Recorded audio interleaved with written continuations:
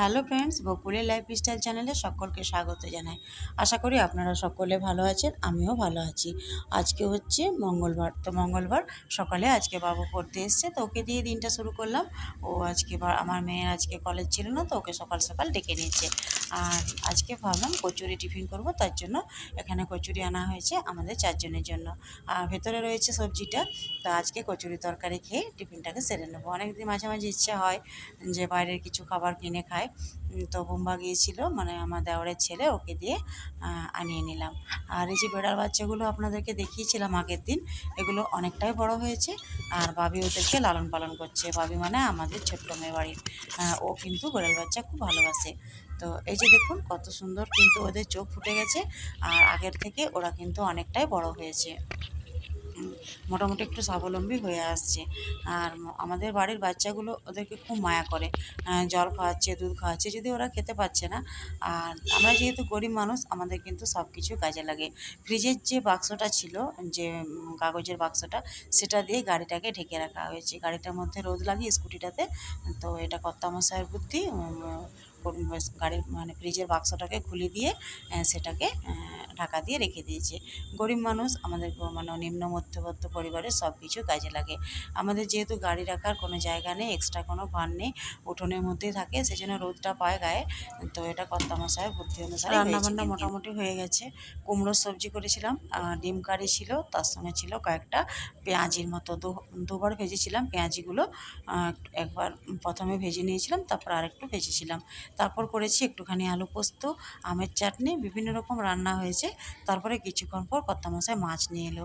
তো মাছগুলো তো আর এখন বানাবো না, মাছগুলোকে ফ্রিজে রেখে দেবো, বেশ ভালো করে ধুয়ে ডিপের মধ্যে রেখে দেবো। লবণ হলুদ কিচ্ছু মাখাবো না কিন্তু, এভাবে কিন্তু মাছটা ভালো থাকে। ঢাকাটা দিয়ে দেবো, আর তারপর ডিপ ফ্রিজে রেখে দেবো। যেদিন দরকার সেদিন বার করে করবো, মানে কালকেই করব। আর বিকেলের জন্য একটুখানি ছাতুর পুর বানিয়ে দিচ্ছি। আমার মেয়ে তো ছাতু ভরা রুটি খেতে খুব পছন্দ করে। আদা কাঁচা লঙ্কা থেতো করে দিয়ে দিয়েছিলাম, হিং দিয়েছিলাম, চিনি দিয়েছিলাম, পরিমাণ মতো লবণ দিয়েছিলাম, পানমৌরি ফোড়ন দিয়েছিলাম, ইত্যাদি সব কিছু দিয়ে পুরটাকে বেশ ভালো করে ভাজা ভাজা করে বানিয়ে ওকে পরোটা করে দেবো। আর সেই জন্য দুপুরে বানিয়ে রেখে দিচ্ছি যে ঠান্ডা হয়ে যাবে।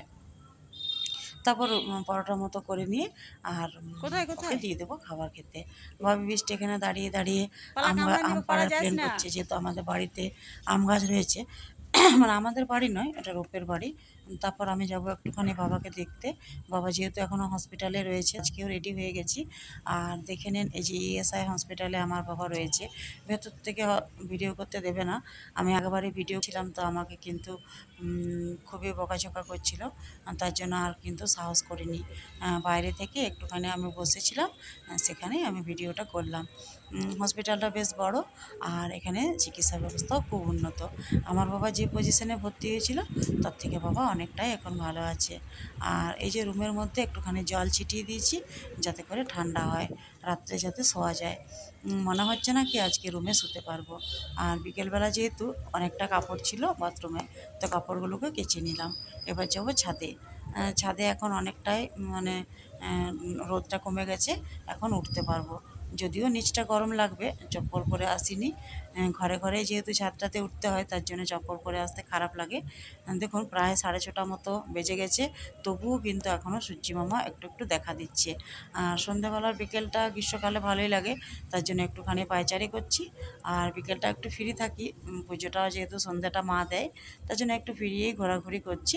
তারপর গিয়ে ওদেরকে পরোটা বানিয়ে দেবো। যে পুরটা বানিয়ে রেখেছিলাম বিকেলে, দুপুরেই বানিয়ে নিয়েছিলাম, যেহেতু বাবাকে দেখতে গিয়েছিলাম। আবার আমাদের তো একটা স্বভাব খারাপ, যেখান থেকে আসি আগে স্নান সারবো। তো হসপিটাল থেকে এলে বিশেষ করে আমরা সব কিছু কাপড় চোপড় ধুয়ে দিই, ওই কাপড়ে কিন্তু আমরা ঘরে থাকি না। তো মোটামুটি মেঘ তো এক ফোঁটাও আকাশে নেই।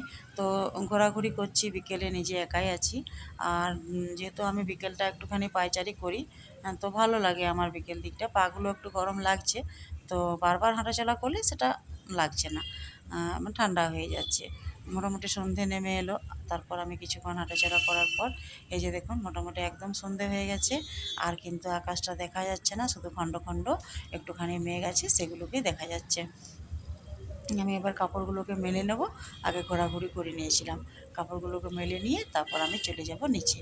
নিচে একটুখানি আম পোড়ার শরবত বানিয়ে দেবো আমার কর্তার জন্য। ও ওকে দোকানে দিয়ে আসবো। আমটাকে আমি পুড়িয়ে রেখে দিয়েছি ফ্রিজের মধ্যে। আর এটাতে দিয়েছি ভাজা মশলা, সামান্য পরিমাণ লবণ, বিট লবণ, চিনি, এটা দিয়ে ওকে দিয়ে দোকানে দিয়ে চলে আসবো। তারপর বিকেলে একটুখানি যাব।